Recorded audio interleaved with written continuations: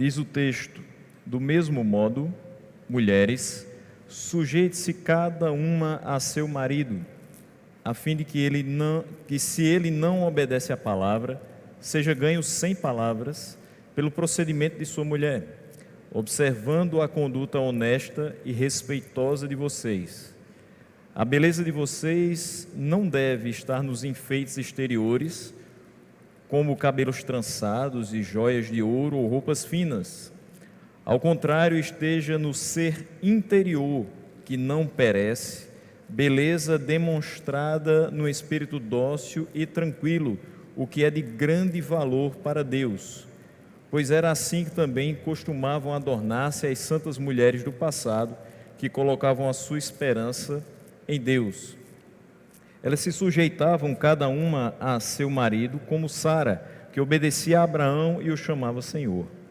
Dela vocês serão filhas, se praticarem o bem e não derem lugar ao medo. Do mesmo modo, vocês, maridos, sejam sábios no convívio com suas mulheres e tratem-nas com honra, como parte mais frágil e co-herdeiras do dom da graça da vida, de forma que não sejam interrompidas as suas orações. Vamos orar mais uma vez. Senhor Deus, nós queremos te agradecer por esta noite, pela oportunidade que temos de mais uma vez refletir na tua santa palavra. Senhor, te pedimos que o teu Santo Espírito nos guie durante toda essa exposição e nos coloque dentro do coração aquilo que necessitamos para a nossa prática diária. Assim nós te oramos no nome de Jesus. Amém. Meus irmãos, continuando as exposições que temos feito na primeira carta de Pedro, surge-me esse texto extremamente desafiador. Eu quero iniciar dizendo o seguinte para vocês. Hoje pela manhã eu fiquei muito contente quando a irmã Francimar aqui oferecia o seu culto em ação de graças por 41 anos de matrimônio.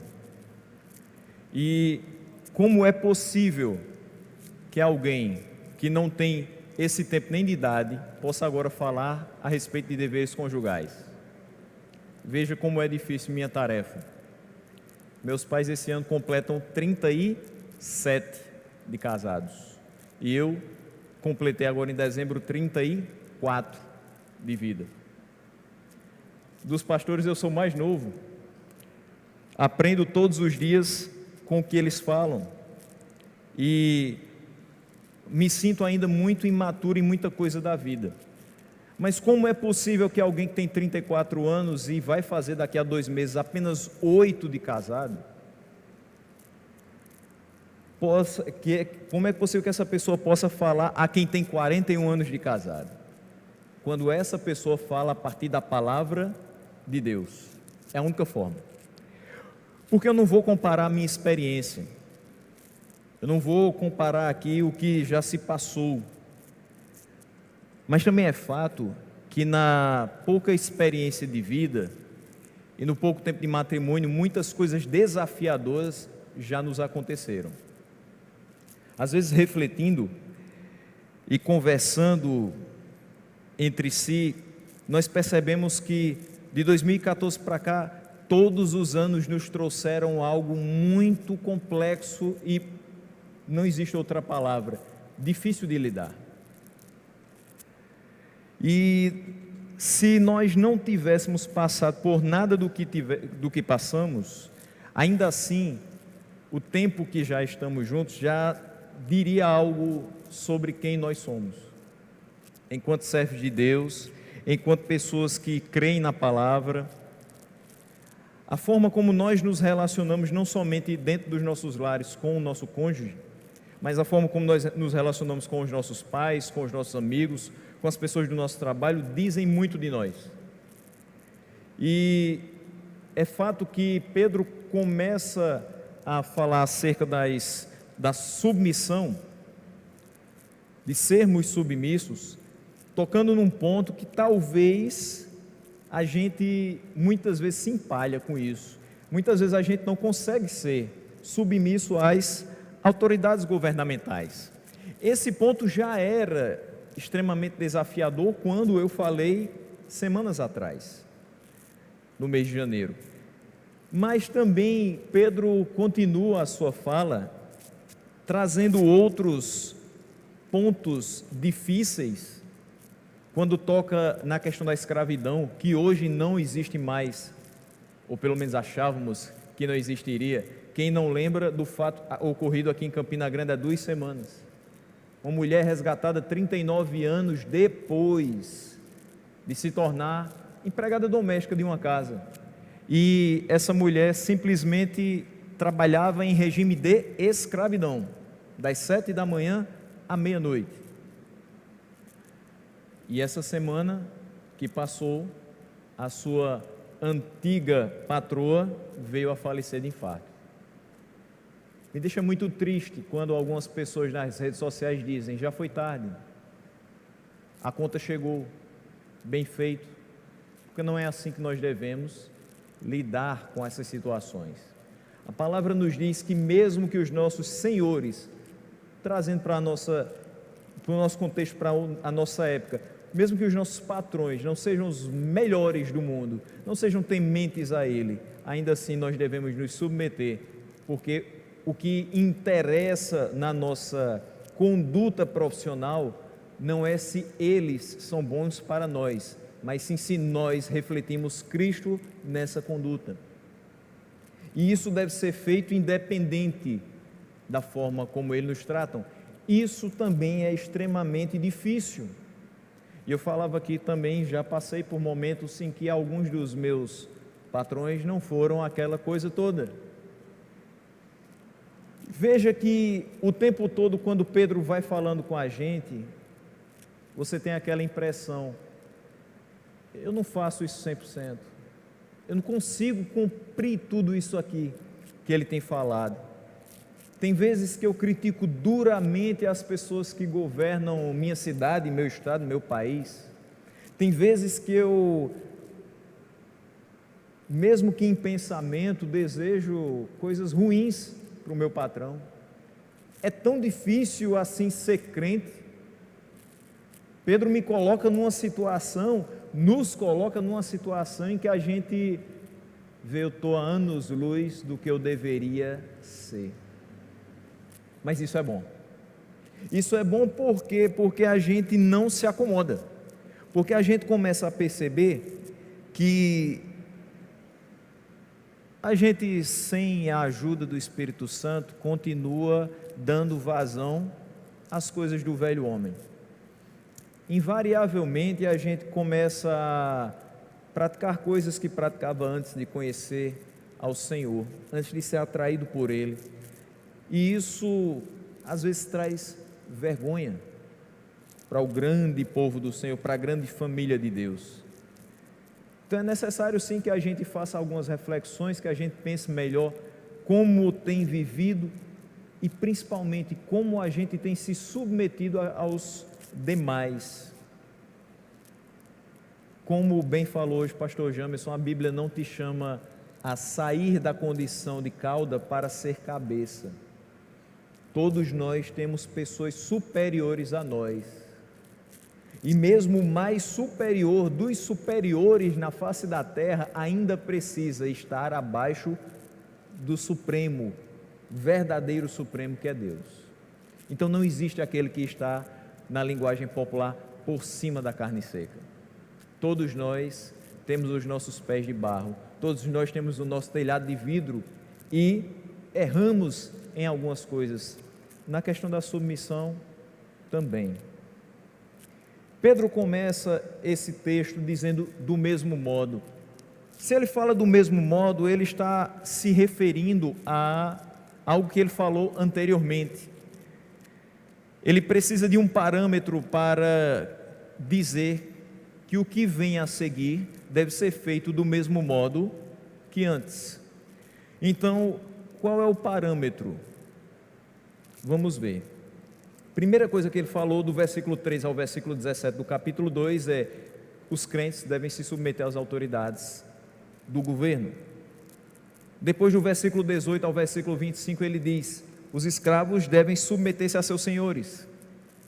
E a gente trouxe para a nossa realidade, espero não mais ouvir falar de pessoas que estão sendo colocadas em situação de escravidão, porque isso é extremamente vexatório no tempo que a gente vive, mas de fato que os funcionários sejam submissos aos seus superiores, aos seus patrões.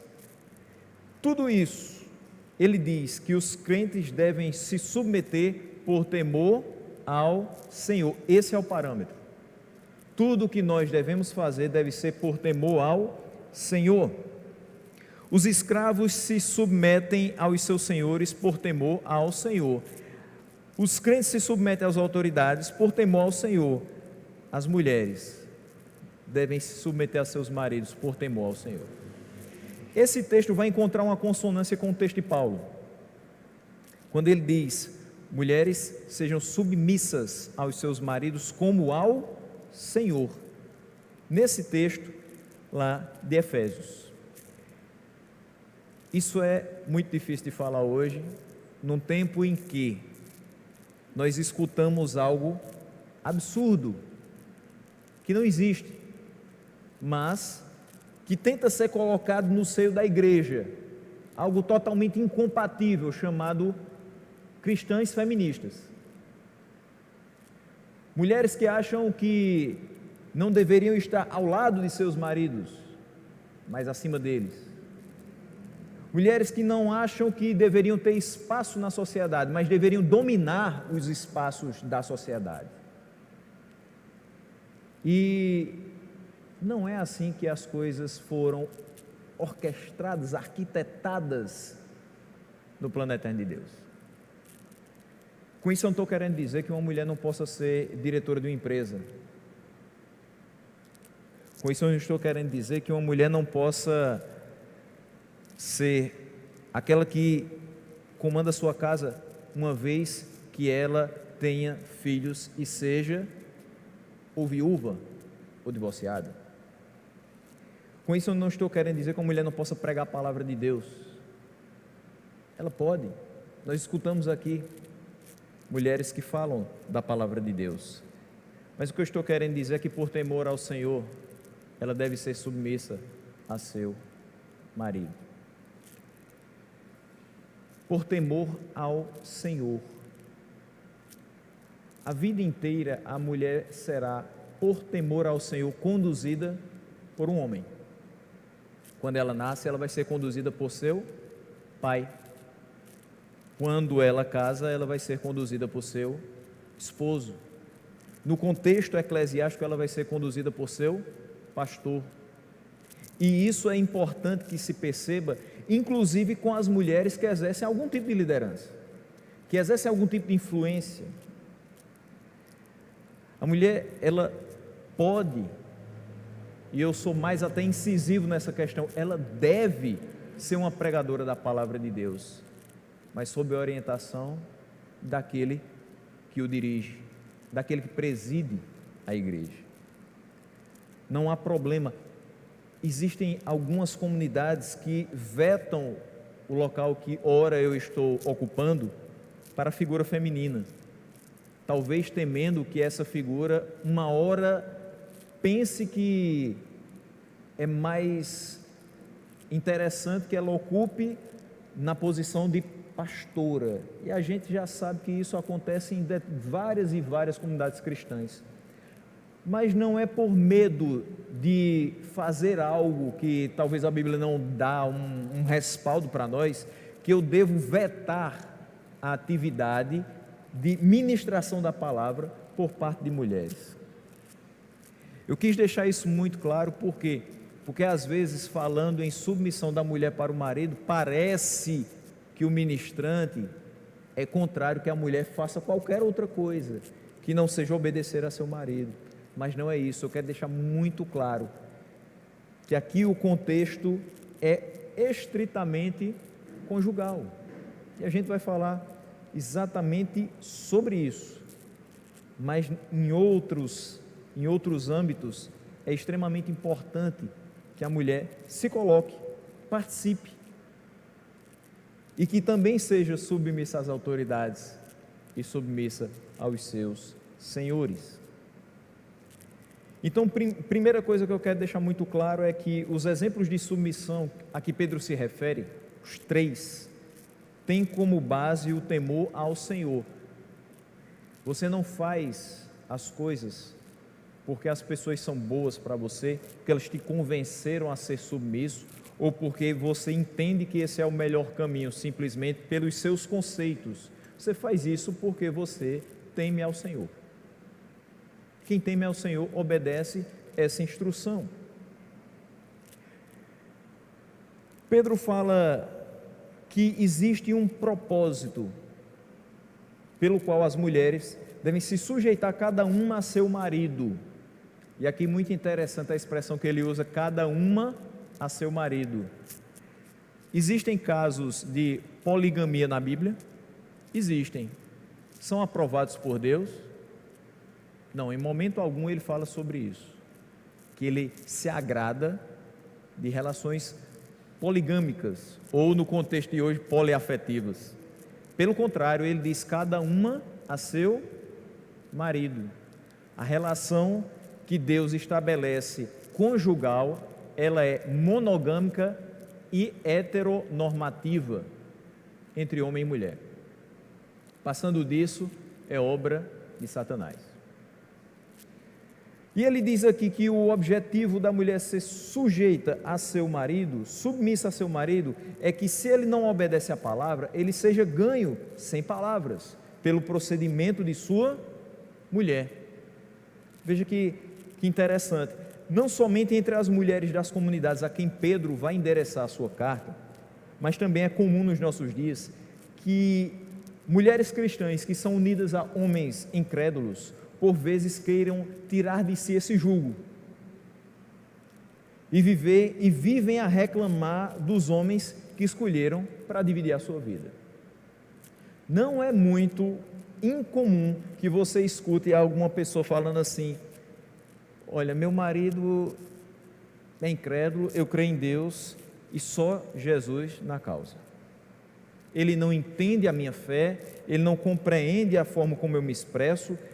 Às vezes nós temos situações em que o marido até proíbe a mulher de ir para a igreja. Isso é fato. E algumas mulheres do contexto de Pedro poderiam querer dizer: agora que eu fui achada por Deus, agora que eu fui chamada para ser sua serva, agora que eu entendi que eu sou livre do pecado, eu também quero ser livre desse jugo.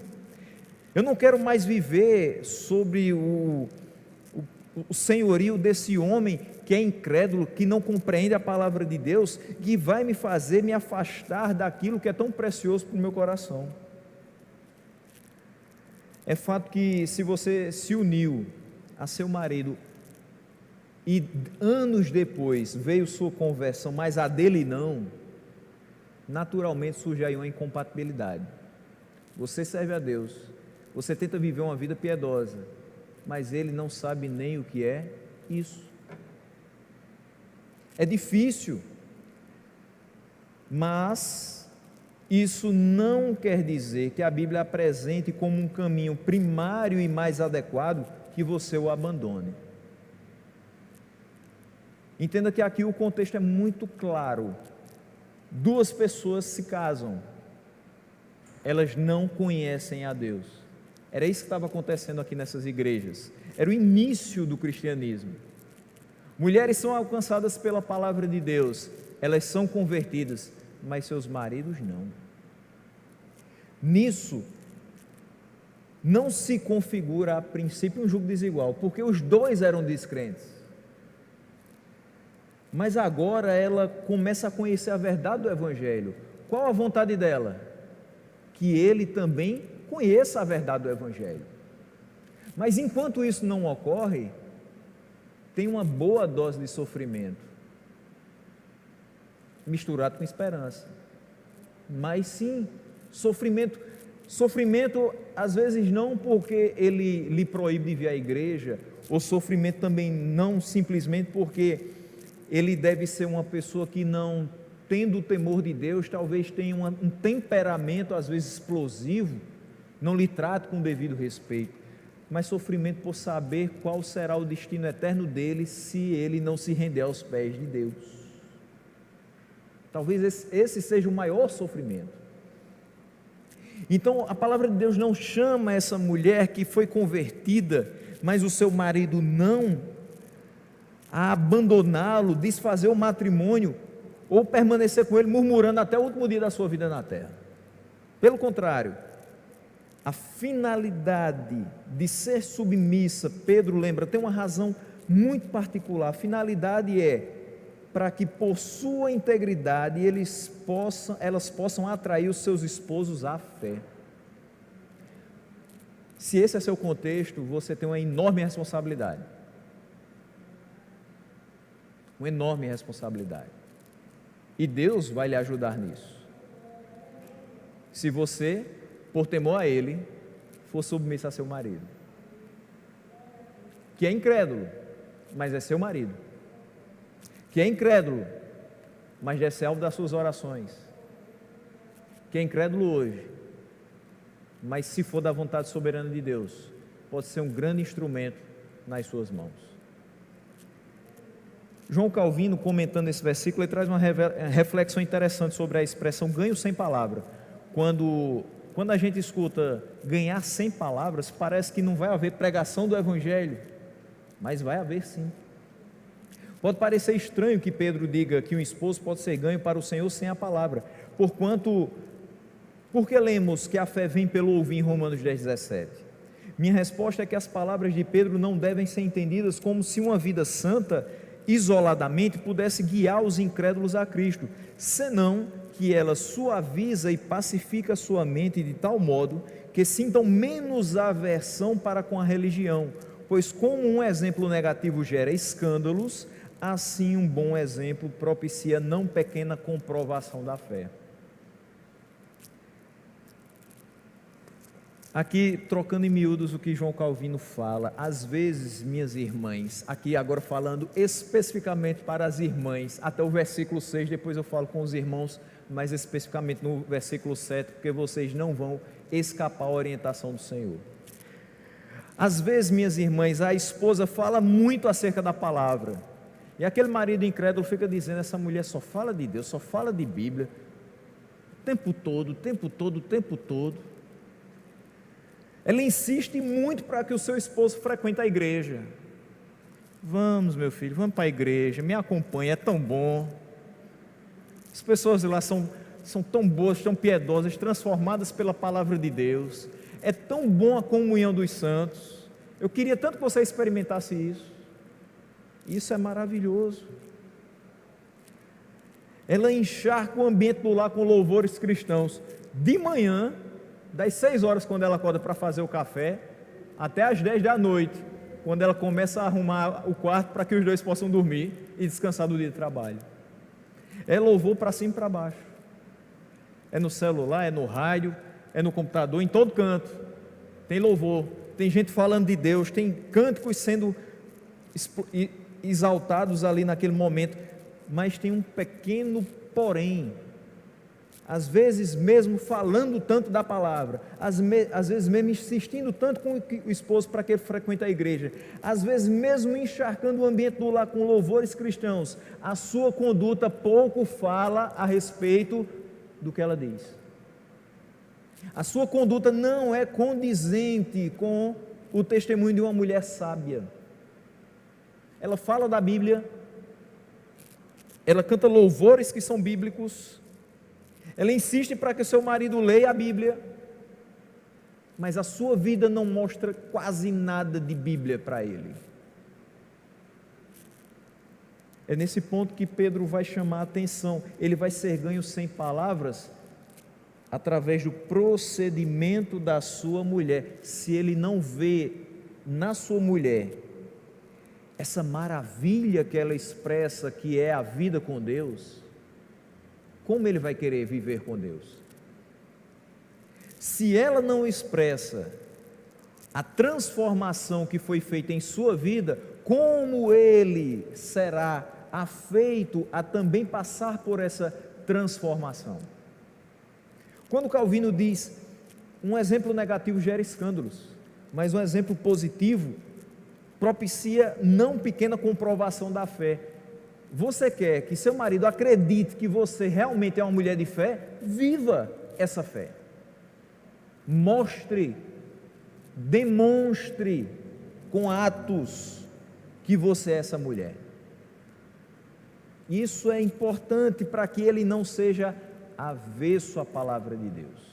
Porque existem pessoas que naturalmente são. Existem pessoas que naturalmente vão olhar para nós cristãos que pregamos a palavra de Deus e vão dizer: você crê numa coisa que eu não consigo me ver crendo. Ontem eu falava aqui com jovens e a gente mostra como o evangelho é extremamente ofensivo para o ímpio, porque ele diz que o seu destino eterno depende se você vai crer ou não em um Deus que se fez homem e foi pendurado numa cruz. Uma figura aparentemente frágil, mas que naquela ocasião mostrou que tem todo o poder.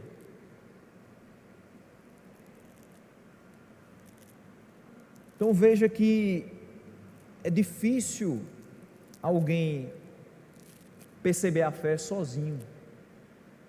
É impossível alguém acordar e dizer assim: hoje eu vou me tornar um cristão. Mas se ele tem um exemplo de cristão dentro de casa, certamente ele vai se tornar um pouco mais aberto a experimentar um pouco disso. Eu não estou dizendo que se você for uma verdadeira santa dentro de casa, seu marido vai se converter amanhã. É no tempo de Deus. Mas é fato que você precisa fazer a sua parte, sendo um testemunho vivo dentro do seu lar. O versículo 2 começa dizendo: observando a conduta honesta e respeitosa de vocês. Se a mulher vivencia no lar o que aprende de Deus na igreja que frequenta, através das pregações, dos estudos a ela direcionados, sendo honesta para com o seu esposo, respeitando o papel dele de cabeça do lar, independente de ele ser crente ou não, há uma boa possibilidade que no dia determinado pelo Senhor, para a sua salvação, o coração dele se abra e ele seja colocado nele o desejo de servir ao Deus que você também serve, de ele servir ao Deus que a sua esposa também serve com tanta integridade. Ele vai olhar para a esposa e vai dizer assim: de fato ela é diferente, ela não é como as mulheres que eu conheci na minha vida. Se Deus, de quem tanto ela fala, faz com que ela seja uma pessoa agradável mesmo quando eu não sou, faz com que ela seja submissa a mim, me dê a prioridade dentro de casa, como cabeça do lar, mesmo que eu não a trate com o devido respeito. Que mulher é essa que me honra quando eu não a trato com honra? Uma hora isso vai fazer um grande barulho na cabeça dele. E eu espero que esse seja um barulho santo que faça com que ele caia em si e de fato ouça a palavra do Senhor e venha a servir ao Deus de sua esposa. O versículo 3 diz: a beleza de vocês não deve estar nos enfeites exteriores. O que mais deve chamar a atenção de um homem na sua esposa é a beleza que ela mostra no seu interior, porque essa é duradoura. Meus irmãos, o exterior com o tempo vai se deteriorando, vai perdendo o seu esplendor. Nós casamos na casa dos 20, 30 anos, e quando nós olhamos as fotos daquele belo dia do nosso casamento, 5, 10, 20 anos depois, a gente percebe que fisicamente nós não somos mais os mesmos. E quanto mais o tempo passa, menos parecidos com aquele dia nós estamos. Uns dizem, são como o vinho que vai melhorando conforme o tempo passa. Outros parece que não foram agraciados tanto quanto os demais.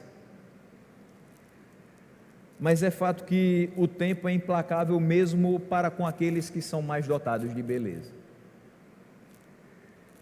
Os cabelos, meus irmãos, vão perdendo a sua antiga cor. E os pretos, castanhos, os loiros, vão dando lugar aos brancos da experiência. As mãos, antes tão lisinhas, vão ficando enrugadas. As marcas do tempo. Os pés vão perdendo a firmeza dos passos jovens que caminham sem se cansar. O rosto vai sendo marcado pelo tempo que é impiedoso. Mesmo com tantos procedimentos estéticos que nós hoje temos à disposição. Mas não tem jeito, você não volta no tempo. E não voltando no tempo, você precisa aproveitar o hoje, com a idade que você tem, com a beleza que você ainda tem, e se ela for interior, aí é que essa beleza vai perdurar ainda mais. Se a beleza que você expõe para o seu marido é a beleza interior, os valores eternos que são cultivados dentro de você, o seu esposo vai olhar nos seus olhos e vai sempre ver ali, na frente dele, a menina por quem ele se apaixonou, por mais que o tempo tenha passado. Enfeites exteriores até vão realçar a beleza que você já tem, mas não vão fazer perdurar o encanto que só tem quem encontrou na sua esposa um coração temente a Deus. Essa é a grande beleza que você pode ter. Porque você pode ser a mulher mais linda do mundo, se você abre a boca e não tem nada de produtivo para falar, você perdeu toda a sua beleza. Se você é uma pessoa que não é temente a Deus e não tem algo para passar para as demais gerações, se você é uma mulher mais experiente que não tem nada para passar para as mulheres mais novas, a não ser apenas cuidem da sua beleza, do que valeu toda a sua vida, toda a sua caminhada? O que fica, minhas irmãs, é o que você guardou aqui dentro. Isso é que é lindo.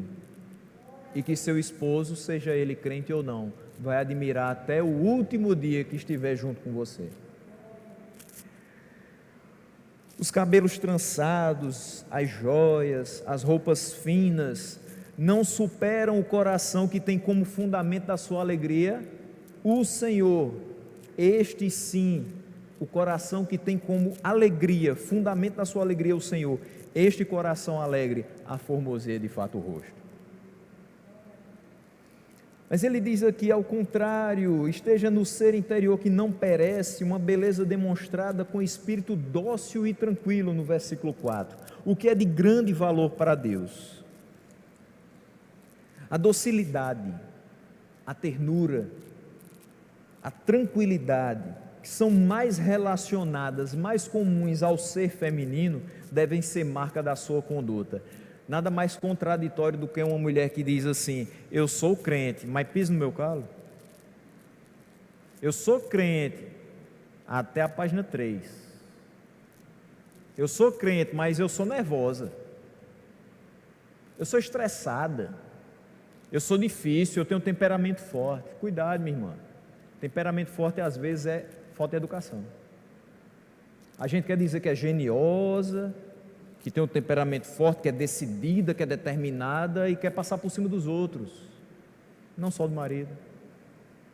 E a gente não pode ser assim. Isso vale para o homem também. Nós precisamos ter esse espírito dócil e tranquilo. Nós somos filhos de Deus. Filho de Deus não é marcado pela violência, pela agonia, por querer ser o rolo compressor que passa por cima dos outros, por quem não respeita o espaço dos seus semelhantes. Filho de Deus é marcado por ser alguém que ama o próximo como a si mesmo. Então, como é que nós não vamos ser assim? Então, a fala sem aspereza, os posicionamentos conciliadores no lar, a vontade de caminhar harmoniosamente ao lado do seu marido, é ao lado, e não querer ser superior a ele ou subjugá-lo, isso é de grande valor para Deus. As pessoas lá fora dizem assim: atrás de um grande homem existe uma grande mulher. Mentira, é do lado, harmoniosamente, combinando as coisas do dia a dia, um escutando a opinião do outro, às vezes cedendo, mesmo que não concorde, porque em prol da harmonia do lar, em prol de que tudo aquilo que você pensou quando casou possa dar certo até o último dia. Ninguém casa para separar. Ninguém casa pensando, pelo menos não cristão, não vai casar pensando: se não der certo, paciência, vamos para o próximo. Deus mandou amar o próximo, que venha ele. Não é assim. A filosofia de vida do cristão é totalmente diferente. Mas aqui Pedro está falando sobre pessoas que têm essa filosofia de vida, mas vivem com outras que não têm. Até o dia que essa pessoa finalmente cair em si e confiar em Deus como Senhor da sua vida, você precisa ser extremamente conciliadora, paciente.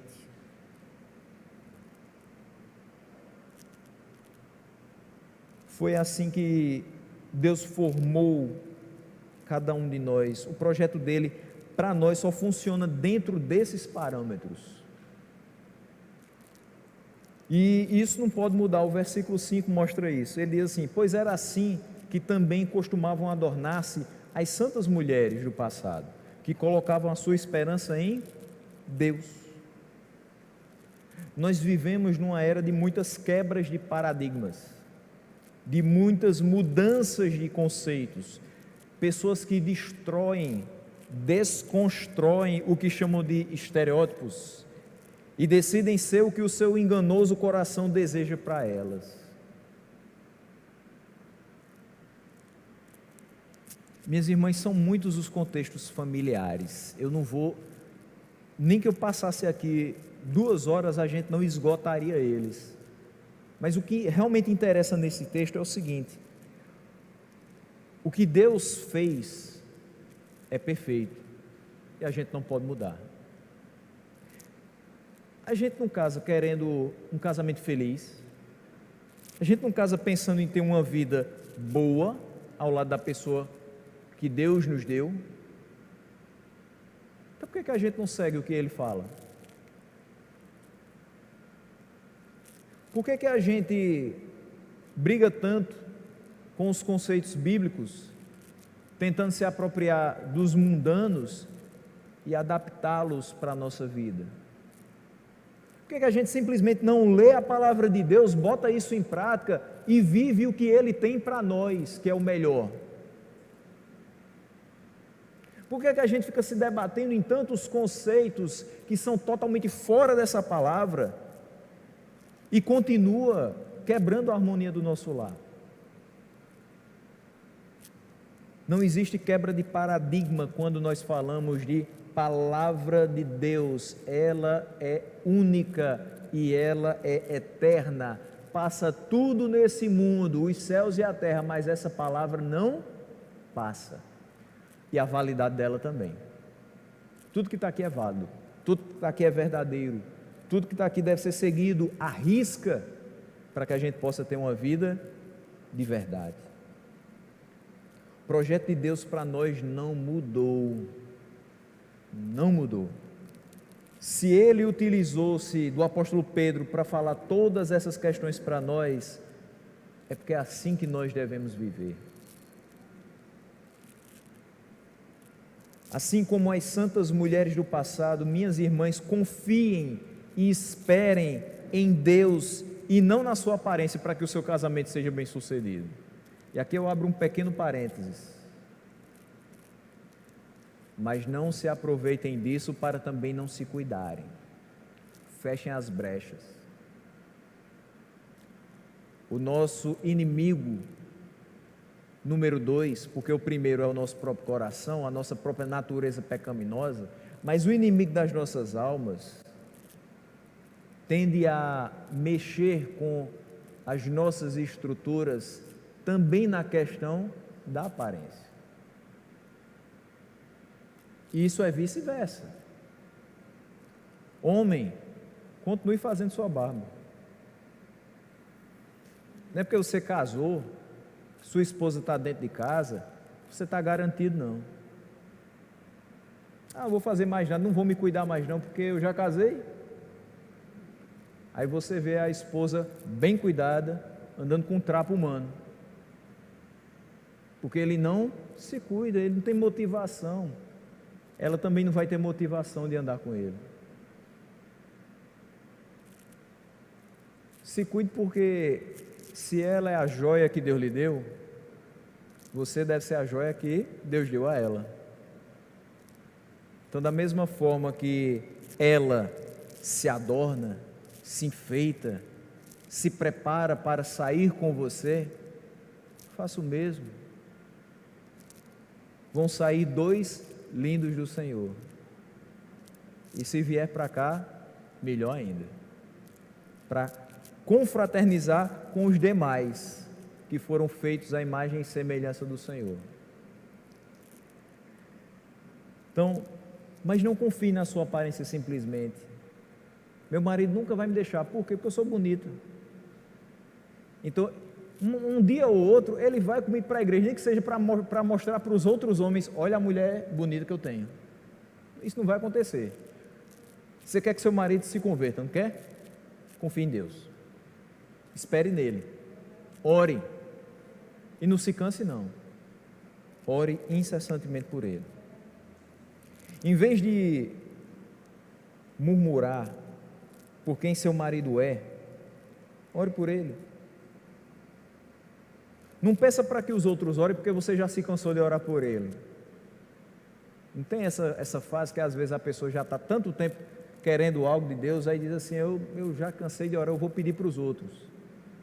E aí em todo canto que acha um cristão diz assim: você ora por mim? Você ora por mim? Você ora pelo meu marido? Você ora pela minha esposa? Você ora, você ora, você ora, você ora, você ora. E você? Está orando? É você que quer. Eu vou orar, porque a oração intercessória é algo que eu devo fazer. E é algo que também me ajuda na minha vida cristã. Mas o grande interessado e a grande interessada é você. Ore pelo seu marido, mas ore com fé, em nada duvidando. Ore de fato, porque o Deus que te alcançou também pode alcançá-lo, se for da vontade dele. Isso pode demorar décadas, mas bendito será o dia em que isso acontecer. Como você ficará feliz, e como ele será muito mais feliz quando isso de fato acontecer. Então, minha irmã, continue sendo submissa ao seu marido por temor ao Senhor. Tem dia que ele não está do jeito que você gostaria. Tem dia que ele fala palavras que lhe machucam. Tem dia que ele despreza o Deus a quem você ama. Mas por temor a esse mesmo Deus, continue. Siga sendo submissa a Ele. E tendo como exemplo Sara, que tratava Abraão com respeito. Seguindo o exemplo dela, vocês vão praticar o bem e não serão tímidas no cumprimento da sua vocação, de serem submissas a seus esposos, mas vão fazer isso com um coração, um espírito corajoso e intrépido. Mas os homens não ficaram de fora. Versículo 7 finaliza tudo dizendo o seguinte: do mesmo modo. Volta para o versículo 1, o que ele diz? Do mesmo modo. O versículo 7 diz: do mesmo modo. A base de tudo isso aqui é o temor ao Senhor. Então, do mesmo modo, Por temor ao Senhor, vocês, maridos, sejam sábios no convívio com suas mulheres e tratem-nas com honra, como parte mais frágil e coerdeiras do dom da graça da vida, de forma que não sejam interrompidas as suas orações. Nós precisamos, meus irmãos, ser sábios no convívio com as nossas esposas. Você se casou com uma pessoa que obviamente não é igual a você. Se você tivesse um irmão gêmeo, ainda assim essa pessoa não seria igual a você. Como é que sua esposa seria? É óbvio que não. São criações diferentes, são contextos diferentes, são cabeças diferentes. Mas, nesse caso aqui, a gente sai do contexto de pessoas que não compartilham da mesma fé e vamos agora falar de um homem que compartilha da mesma fé que sua esposa. Aqui não vai haver diferença. Então, homem, você tem uma esposa temente a Deus. Você precisa ser sábio no convívio com ela. Mesmo às vezes ela sendo muito diferente de você. Existem aqueles casais em que o homem e a mulher têm um temperamento parecido, mas essa não é a regra. E se nós temos temperamentos divergentes, obviamente vão existir divergências em vários aspectos. Vai sempre existir aquela pessoa que é mais caseira e o outro que gosta mais de viajar. Vai sempre existir aquele que gosta de comer fora e aquele que prefere o arroz com ovo de casa. Não vamos sair não, ficar aqui em casa mesmo. Vai sempre existir aquele que é mais estudioso e aquele que vai levando com a barriga o trabalho que conseguiu lá atrás e não quer se especializar para conseguir uma coisa melhor. Vai sempre existir os opostos. Dizem que os opostos se atraem. Se eles se atraem ou não, não me interessa. O que interessa é que o que Deus uniu, o homem não separa. Se Deus te uniu com a sua esposa, seja sábio no convívio com ela, para que esse convívio seja o mais agradável possível para ela e para você também. As divergências não devem dar ocasião para que você olhe só para elas, para que você agora comece a focar só nos defeitos que a sua esposa tem e distrate ela por conta disso. Tem mulheres que são extremamente organizadas e elas têm mania de limpeza. Tem outras que não estão nem aí. Eu lhe peço uma coisa, em nome de Jesus, não diga nunca à sua esposa, seja como fulana, ela é tão organizada e limpa, porque toda comparação é injusta e danosa. Do mesmo jeito, nunca faça com um filho seu, seja como seu irmão é estudioso, seu irmão é dedicado, não me dá trabalho, só me dá orgulho. Não faça isso não. Todos devem ser amados, orientados, e a sua dedicação deve ser para todos eles da mesma forma. Você pode ter 10, 20, e nossos avós tinham, né? Criaram todos, com amor, com sacrifício, para que todo mundo virasse gente, e lá na frente desse de fato alegria ao coração deles. Nós não devemos olhar para os defeitos das nossas esposas e achar que elas não servem para nós porque tem aquele defeito incorrigível. De fato, tem algumas coisas que a gente vai falar durante todo o nosso casamento e ela nunca vai se corrigir. Por conta disso, a gente trata mal? Não. Tenha paciência. Continue falando. 10, 20, 30, 41 anos. Fale. Não tem problema. Agora fale sem ser áspero. Fale com educação. Nunca perca o respeito por sua esposa. Porque discussões todo mundo tem, em todos os ambientes. Mas faltar com respeito não é coisa de homem de Deus. Valorize os acertos que ela tem, ao invés de só olhar o que ela faz de errado, na sua visão, porque às vezes é errado na sua visão, para ela está tudo bem. Mas olhe os acertos que ela tem, olhe as virtudes que ela tem, trate ela com amabilidade. Sejamos sábios na forma de tratar dos mais diversos assuntos que nós precisarmos, sempre abordando com o devido respeito. Pedro diz: tratem-nas com honra como parte mais frágil. Ele não está dizendo aqui que a mulher é a parte mais frágil, nem no quesito da habilidade moral, nem no quesito da habilidade espiritual ou da habilidade mental. Ele está querendo dizer, de forma alguma ele diz, que moralmente a mulher é mais frágil, porque ela se deixa levar por determinadas situações mais facilmente que o homem. Ele também não diz que espiritualmente ela é mais frágil porque ela é submissa a seu marido como ao Senhor, e porque sempre vai haver alguém acima dela, espiritualmente falando, e muito menos que ela tem menos habilidades mentais. Eu conheço muita mulher mais inteligente do que o homem com quem convive, mas nem por isso ela desfaz de quem ele é, e nem por isso ele também deve se encostar nela para que ela faça tudo e ele nada. Aqui ele está apenas falando de uma disparidade física que é fato que nós temos. Você olha para mim e olha para a Angélica. Eu tenho 1,85 m, ela tem 1,56 m, são 29 centímetros a mais.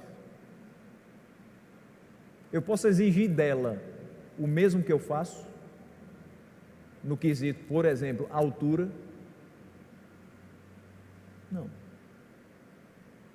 Minhas pernas são longas, meus passos são maiores. Eu posso exigir que ela caminhe na mesma velocidade que eu? Não. Mas você já viu no meio da rua alguém puxando a esposa pelo braço, não puxou? Anda rápido, mulher, a gente está atrasado, bora. Já ouviu? Não tem paciência, não está tratando ela com honra como uma parte mais frágil. Você casou e prometeu amar, respeitar, cuidar e honrar todos os dias da sua vida. São coisas bem bobinhas para algumas pessoas, mas que fazem muita diferença para quem entende isso. Quando você estiver andando na calçada, ande do lado de fora, o lado da rua, e deixe ela do lado da calçada. Sabe por quê? Porque se uma moto louca de um bêbado passar, bate em você e não nela. Mas pastor, eu vou ter uma atitude suicida? Não, você vai proteger sua esposa. Você casou para isso. É preferível que você sofra o dano e não ela. Ou então não case. Porque tem muito jovem hoje pensando que casar é uma coisa linda, cor de rosa ou azul com bolinha branca, que você casa, passa os dias assistindo Netflix, comendo fora, no domingo a gente almoça na casa de papai e mamãe, e a gente paga as contas pelo aplicativo e é tudo um céu, né, de brigadeiro. É não. Jovem, você tem que cuidar de sua esposa.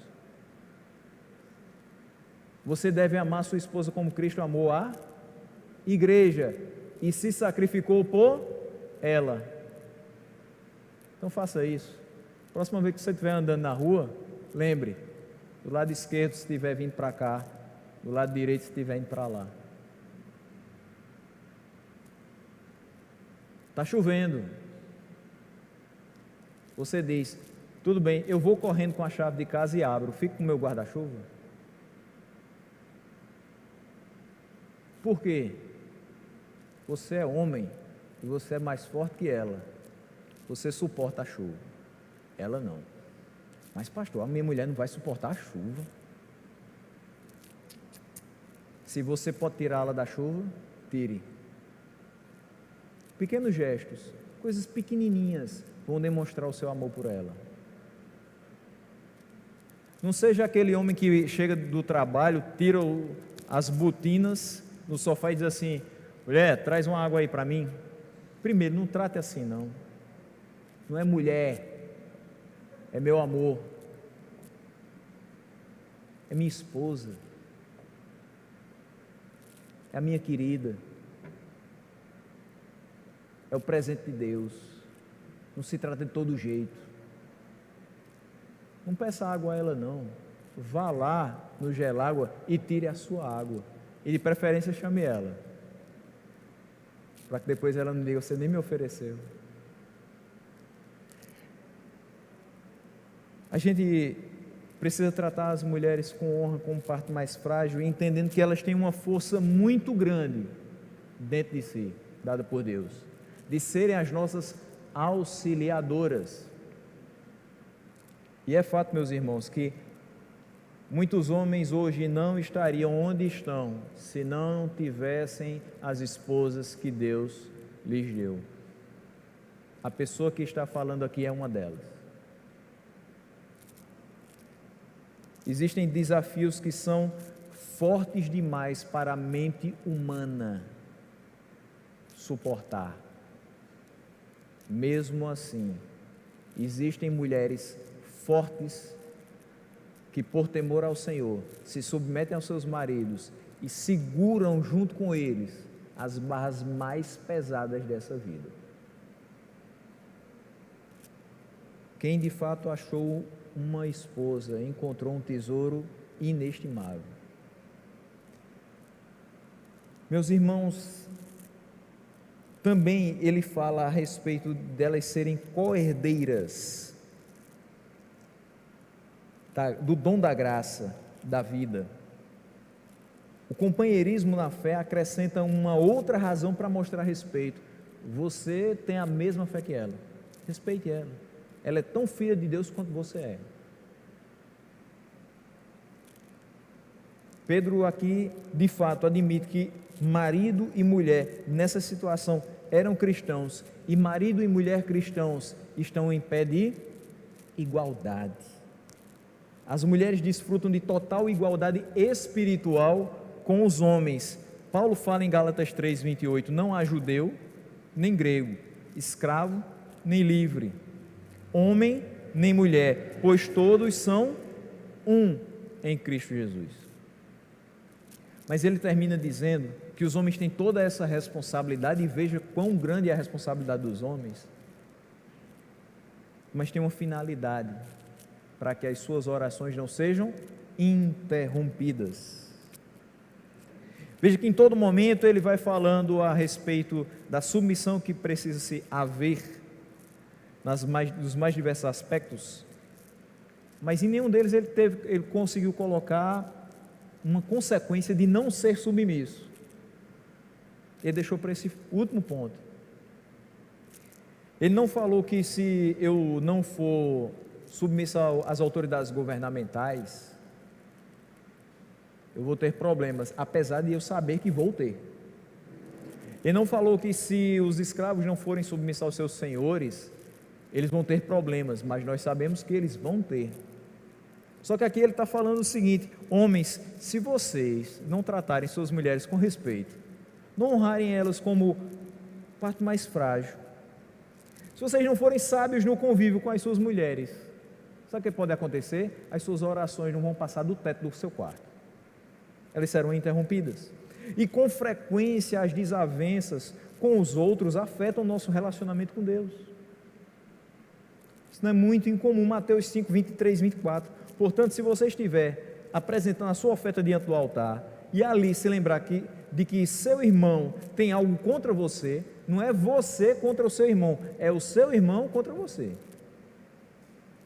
Deixa a sua oferta ali, diante do altar, vá primeiro reconciliar-se com seu irmão, depois volte e apresente sua oferta. Veja como é muito mais complexo do que a gente imagina.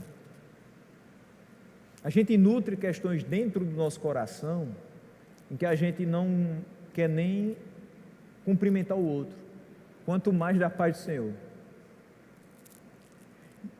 E Mateus aqui fala: olha, se se lembra que o seu irmão tem algo contra você, sabe o que isso aqui representa?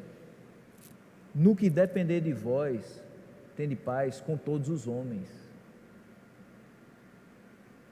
Se você sabe que alguém tem algo contra você, você pode não ter feito nada para ela, mas vá até ela, converse com ela, tente entrar em acordo com ela. Por quê? Porque senão sua oferta não vai valer nada. É isso que o texto está dizendo. Você precisa se reconciliar com ele primeiro e depois você volta e apresenta a sua oferta. Em particular, a falha em observar a vontade de Deus para os relacionamentos conjugais pode romper o relacionamento espiritual de um cristão de Deus.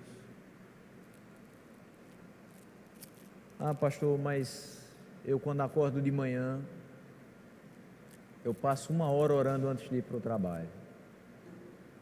Todas as semanas eu tiro um dia para fazer jejum. Nos últimos 4 anos eu li a Bíblia de capa a capa 15 vezes. Todos os meus filhos participam do nosso culto doméstico. Eu quero lhe dizer uma coisa, com base exatamente nesse texto. Você pode ser tudo isso, você pode fazer tudo isso e até muito mais. Mas você não é nada espiritual se você trata a sua esposa com desrespeito. Você não passa de uma pessoa que precisa se converter para aprender que um homem de Deus deve ser sábio no convívio com a sua esposa, deve tratá-la com honra, com respeito, porque ela tem a mesma graça sendo derramada sobre a vida dela que você tem. Aquela hora de oração que você passa, se você não está em comunhão com sua esposa, foi uma hora totalmente perdida. E quantas são as orações que de fato estão sendo jogadas ao vento por pessoas que não compreenderam essa palavra e continuam sendo rudes com suas esposas. Meus irmãos, nós não podemos deixar que isso aconteça. A nossa geração já é marcada por tantas questões que não pode levar mais essa como problema, como marca. A gente precisa, de fato, voltar a essa palavra. Voltar os nossos olhos, o nosso coração e transformar tudo isso aqui em prática diária. Que nós tenhamos comunhão com nossas esposas. Que vocês, mulheres, tenham comunhão com seus esposos. Que nós, enquanto casais, enquanto famílias, tenhamos comunhão com Deus. Que desfrutemos de um lar onde a paz reina, onde as nossas orações são respondidas e onde Jesus Cristo é o Senhor de cada vida que ali habita. Que Ele nos abençoe, no nome de Jesus.